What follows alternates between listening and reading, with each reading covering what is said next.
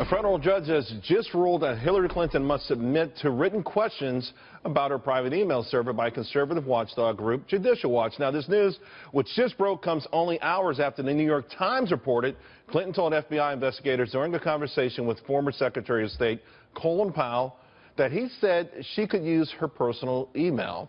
Powell issuing a statement shortly thereafter saying, after this news broke, claiming that, well, he doesn't recall such a conversation, but he did confirm sending her an email about the use of a private AOL account for non-classified communications. Joining me now to help break it all down, Jessica Tarloff, Gina Loudon, and Naveed Jamali, and the author of the new book, How to Catch a Russian Spy. Naveed, with you first. The news on this the Judicial Watch, it's absolutely amazing to me. Now, they have until October 20th to submit the questions to her. Then she has 30 days to reply in email. Maybe if they get it to her sooner, we'll get the answers before the election. But what do you make of it? You know, I think it's an interesting development, without a doubt. The big thing here is it's not going on the track about the classification or the classified emails. Rather, I think it purports to look at the relationship between Huma and Hillary, and how Huma could take outside work. So it goes back to this nexus of, I think, the Clinton Foundation, and was there really a pay-for-play going on here while she was Secretary of State? I think that seems to be the thrust of what's happening. All right, but Gina, this is big. I mean, now they wanted to really depose her, which would have really been something if they could have got it for pay-per-view. I would have paid. Right. But for pay-to-play, not going away. Yeah, not going away. No, it's not going away. And this is a huge problem. I mean, she wants to blame that Colin Powell said she could do it. Well, what if somebody else tells her she could do something if she's president and she risks national security with that?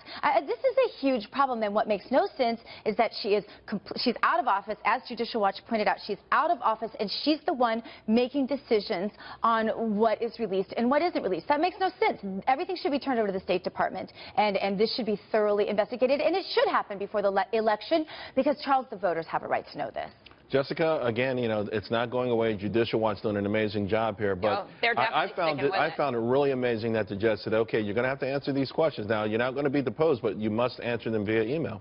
Absolutely. I think that it's a good thing, and Hillary Clinton's campaign... You welcome it? I do welcome it. You think Hillary Clinton welcomes it? I do, actually. Well, her campaign, Brian Fallon, a spokesman, came out and said, actually, we want to do this. We want to turn everything over. We want to get it out there, because this is becoming a witch hunt at this point. And I totally take your point, and this has taken a heavy toll on Hillary Clinton.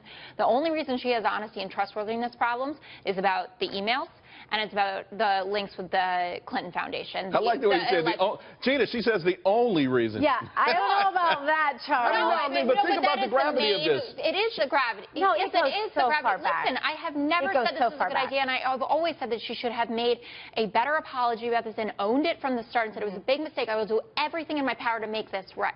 But there's Travelgate. I mean, there's all the... I mean, there's a million reasons the public doesn't trust her, but this is huge, and especially...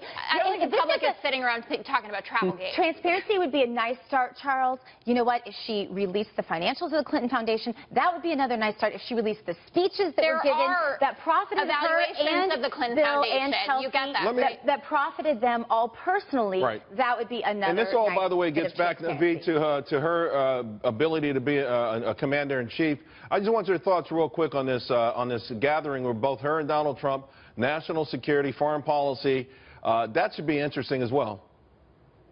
Yeah, absolutely. I mean, look, I would love to hear Donald Trump's foreign policy. I mean, since Manafort resigned, you know, there's a lot of a nexus between Manafort and the Kremlin and the Ukraine, and whether that's true or not, it'll be interesting to see with what Trump's foreign policy is now that Manafort has left the campaign. And look, I think that's Hillary Clinton's sweet spot. She clearly has the chops to discuss foreign policy, and well, she may not want to discuss the track record, though. I mean, the world has gotten a lot, has not improved since when she was there and since he left, though, Naveed. Come on now. You think she really wants to talk about the track record? Yeah, I mean, let's I'd be the first one to agree with you on that.